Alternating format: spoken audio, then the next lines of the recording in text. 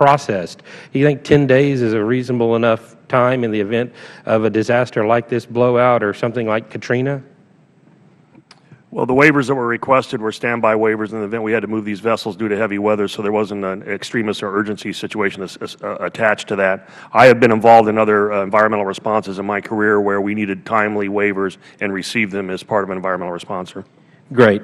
I think one of the other points we talked about both in Arctic drilling in the Gulf of Mexico is the United States isn't the only participant there, United States oil companies, and there's land out there that isn't regulated by the United States. In the Gulf of Mexico, you've obviously got drilling from the State Oil Company of Mexico. China's operating off the coast of Cuba. And what I see out of this report is a plethora of new regulations and taxes on the domestic oil company with no thought about what's going to happen in the event of an accident like this occurring on a foreign government-owned drilling platform or rig. What contingencies do you gentlemen see there, and do you think maybe the focus might be on developing better responses for anything that happens regardless, as opposed to putting our domestic oil companies at a competitive disadvantage? Well, Congressman, certainly there is a challenge right now in international waters. You're right. The Gulf of Mexico is shared by several nations, and the Arctic has a number of nations whose companies are beginning to examine the possibility of drilling, and we need to address that. If there were a blowout by one of these other companies, and some of these companies are very safety challenged, it would be a serious problem for us. And the Commission did, in its report, identify that as a problem. That's going to require a transnational solution, though. We did recommend changes for U.S. industry. Again, we think that there are changes that can be done that would involve minimal cost and would make this industry safer. The Commission's report was designed to get the industry back to work. And I think that if you've read it, hopefully you would agree with that. I have. I'll admit, the big report, I was skimming during some of the opening statements, but have not read it cover to cover. I look forward to reviewing it thoroughly.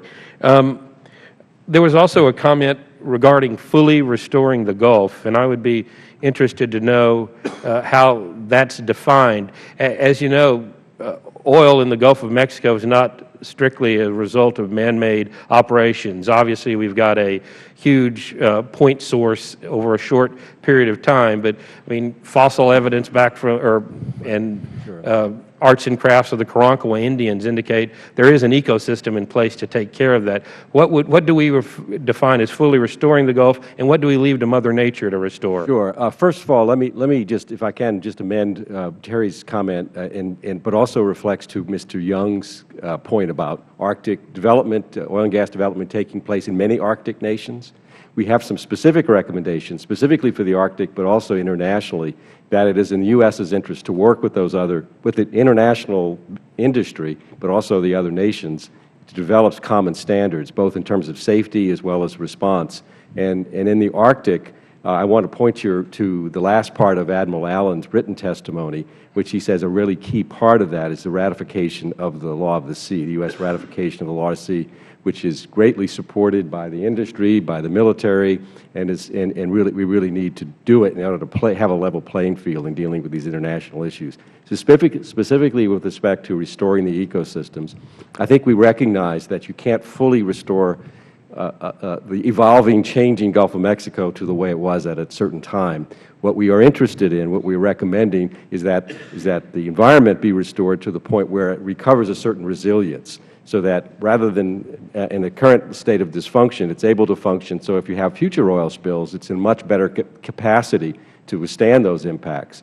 And that's what we recommend in terms of this restoration program to restore the longer-term damages. There is the Natural Resources Damage Assessment, which specifically addresses the impacts of this oil spill, and to try to correct those to the way it was last. All right, and finally, just for 1 second, the Hart Institute at Texas A&M Corpus Christi is very active in coordinating state and local responses with the Federal Government. I commend them to you as a resource. Thank you very much. We have used them, right.